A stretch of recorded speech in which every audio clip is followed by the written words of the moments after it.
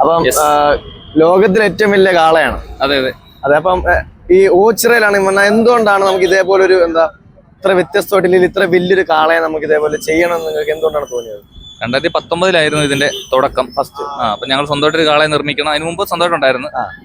അപ്പോ കുറച്ച് സ്പെഷ്യലായിട്ട് എന്തെങ്കിലും ചെയ്യണമെന്ന് തോന്നി.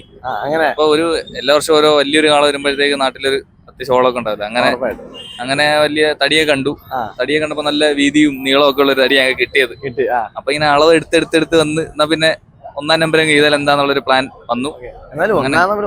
ലോകത്തിലെ 1ാമത്തെ അല്ലേ വെച്ച് നോക്കുമ്പോ എനിക്ക് ഇതിനെ പറ്റിയിട്ടുള്ള ആചാരങ്ങളുണ്ടല്ലോ, അതൊക്കെ ഒന്ന് പറഞ്ഞുതരാം. അതായത് നന്ദികേശന്മാർ എന്ന് പറയുന്നത് ചുവപ്പ് ഒന്ന് വെള്ളയാണ്. അപ്പൊ ഈ വെള്ള സൂചിപ്പിക്കുന്നത് പാർവതിദേവിയും ചുവപ്പ് ശിവനെയാണ് ഉദ്ദേശിക്കുന്നത്. അങ്ങനെ ആചാരപരമായിട്ട് പറയുകയാണെന്നുണ്ടെങ്കിൽ പഴയ കൃഷിയിടങ്ങളിൽ നിന്ന് ഇതിന്റെ